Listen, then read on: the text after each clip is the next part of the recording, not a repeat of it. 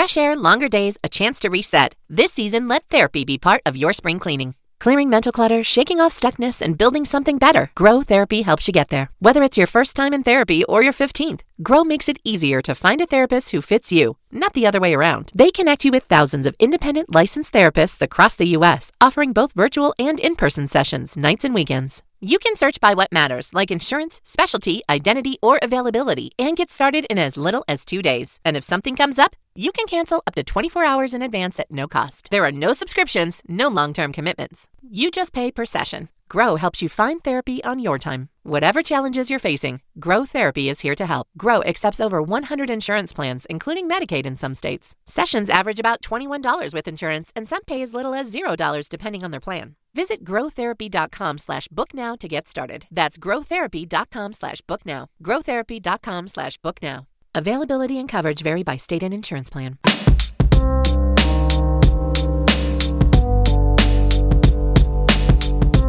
Welcome to the Instagram Stories Weekend Edition. I'm your host, Daniel Hill.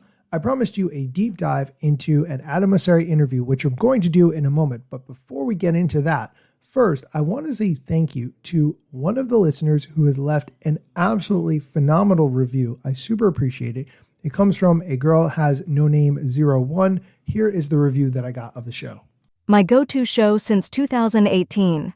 I've been an avid listener of the Instagram Stories flash briefing since 2018, and it has consistently been my go-to source for all things social media news. The show has been instrumental in helping me stay updated with the ever-changing landscape of social media, adapting to new trends, and leveraging exciting updates over the years. Daniel does a phenomenal job of breaking down complex topics, making it easy for creators like me to stay on top of our digital presence. His insights are always timely, relevant, and actionable, ensuring that we are always one step ahead in the social media game. Whether you're a seasoned social media manager or just starting out, this podcast is a must-listen. 10 out of 10. Would highly recommend. Thank you so much for that review. Sometimes when I make this show, it feels like I'm just talking into the void. I know you all are listening, but it is super encouraging to get that kind of review. It doesn't cost anything. If you could please leave a review of the show, I would be eternally grateful. And you can do that directly by using the link in the show notes. Okay, let's get into today's episode. Colin and Samir are two gentlemen who have a podcast all about the creator economy. And recently they had Adam Mosseri on the show and they did a deep dive. The interview is really long. It's an hour and a half. I definitely suggest listening to the whole thing, but there are some parts about what Adam Mosseri said that really bothered me. They did not land well, from my opinion. I'm going to play first a clip to give you some context, and then we're going to get into the part that I really found just off. The clip is all about creators being able to make money on Instagram through some kind of revenue sharing platform, similar to what YouTube offers. With that context, here's some of the clip. Revenue matters a lot, but actually to a very small subset of creators. The vast majority of creators are very small, and they're too small to monetize in a meaningful way.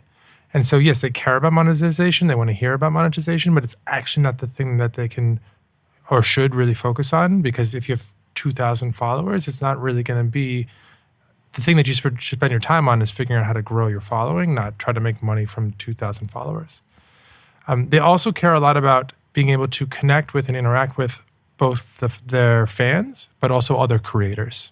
So we try to also figure out ways to facilitate connections between creators and fans. Actually, that's another thing that we do really particularly well that we kind of lucked into is with DMs. If I just am a fan of you and I follow you, and then you figure out who I am, and then you can text me on Instagram and it goes into my inbox. So I know people in Hollywood who just like end up making real connections with people who become lifelong business partners because they like their stuff on Instagram. Mm-hmm. And they're not even digital native creators. It's like a film score or a director. So those are the things we try to improve. And obviously we've got room to improve across the board as does everybody. I think it's interesting to hear that revenue is not as important. And sure, for a creator who maybe has 2,000 followers, it's like not something that's coming their way. When we told our friends that we were coming here, who are primarily YouTube creators, that we were going to be sitting down with you, they were so interested in revenue. Yeah. I think for us, like we come from this culture of revenue share. Yeah. And I know Facebook does it. And I'm curious, like, where does Instagram lie Yeah. in revenue share?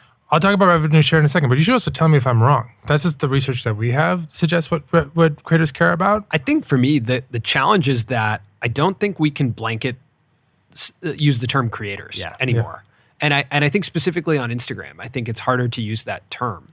I think the term is so broad that it's challenging to have it encapsulate everyone in the category, right? Yeah. And when it comes to Instagram, like, my parents are on Instagram. They post content on Instagram, and they probably have 1,000 or 2,000. That we have so many cousins, Indian family. So it's like we have so many cousins. They probably have 2,000 followers. On YouTube, there's more of a divide between like creator and consumer. The line is much clearer. On Instagram, it's way more ubiquitous. It's just like everyone can be considered a creator. And so there, for me, if we look at it as like a pyramid of like the emerging creator, as the base of the pyramid, the vast majority on Instagram is going to be an emerging or aspiring creator. Someone who knows how to make good stuff, but they haven't figured out how it can become their full-time income. Then you have like the professional creator group who's making a living, right? And then you have the top tier, which is probably like A-list celebrity and hyper large-scale creators at the top of that. Yeah. If we're talking about like the creator pyramid there. And the base is not going to care about revenue, or maybe they care about it, but it's not going to be a factor for them yet. Yes. But the next notch and up. Care a ton. Care to I think there's a bit of, for me on Instagram, that I've accepted the fact that the way we monetize is we build an audience and then it's a part of our broader advertising business. It's not something we split with the platform, but we're able to sell, native advertising ourselves. Branding content. Instagram. Yeah, which makes a ton of sense. Yeah. That's actually, best we can tell, well north of a $15 billion industry is people doing brand deals off platform on Insta, and then distributing that content on Instagram. So, and I do totally understand that revenue matters a ton, particularly for large creators, and large creators are disproportionately important, right? Because they reach more people. On rev share, because I want to make sure I'm not skirting the question, it's something that we're working on. It's something that I think is just fundamentally more difficult with short form video, though I do think Shorts is doing decently.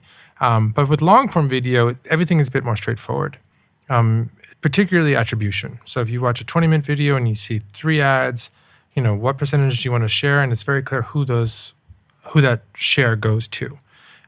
Whereas with short form video, if you watch 50 videos and you see 15 ads, who gets those dollars? So attribution is tricky in and of itself. Okay, we are going to take a quick break. When we come back, we're going to dive into the part where Adam Mosseri says some things that I do not like. So stay tuned. Oh, hey, welcome back. Let's continue with the Adam Mosseri interview. But the bigger problem is that we haven't figured out a way to do it that isn't just burning cash. So we are running tests for what we call bonuses, which are essentially performance-based incentives. So, we will pay you to create more content, and then people create more content. But then we measure, does that actually increase the revenue for the app? And so that we can actually have money to share back. And we are finding that it is much easier to make those programs ROI positive for photos than for videos. And one of the reasons is photos are higher monetization efficiency because you get more ad impressions because you look at photos for less time. But another is that per dollar, when you pay a creator to create something new, they will create more incremental photos and incremental videos because videos are harder to make. And really interesting, the incremental content they make is lower quality than the average quality, but that drop is much lower for photos than for reels. So they'll make another reel, but they will only make one, and it's way worse than the reel that they would have created otherwise, or the first reel that they would have created either way.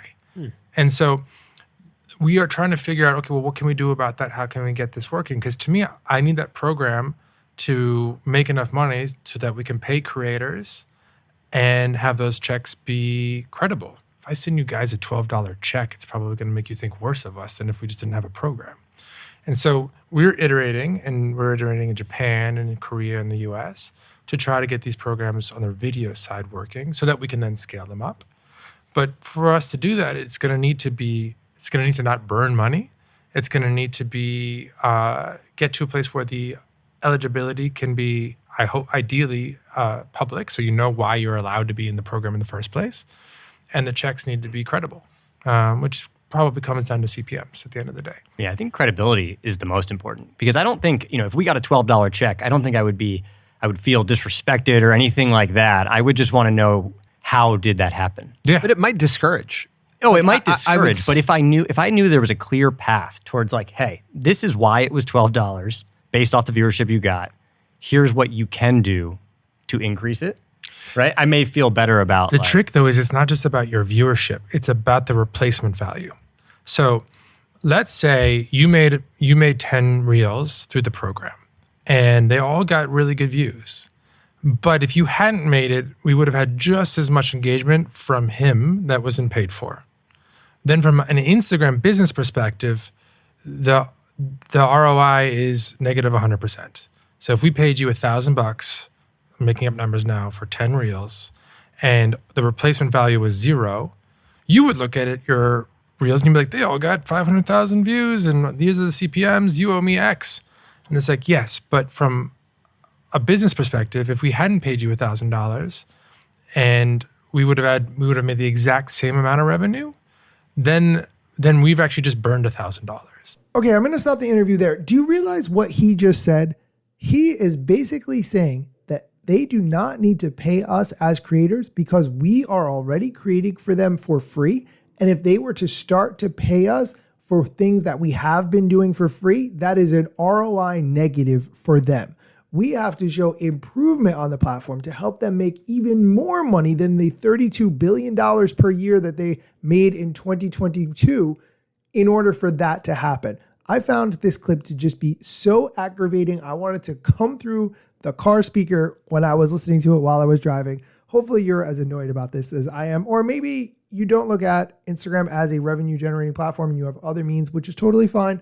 And that's perfectly acceptable as well. But for someone who is interested in RevShare, I did not enjoy this clip. That is going to do it for today's episode. Hopefully you found this valuable. I will link to the entire interview in the show notes so you can listen for yourself. Be sure to come back next time for more Instagram news, social media strategy, or other things that you need to know. Let me tell you a couple things that you should know about me. A product manager, but do not have a bachelor's degree. But actually, that's factually a fraction of me. And other fractions posting content irregular and irrationally. Still probably won't get a job at the Gram.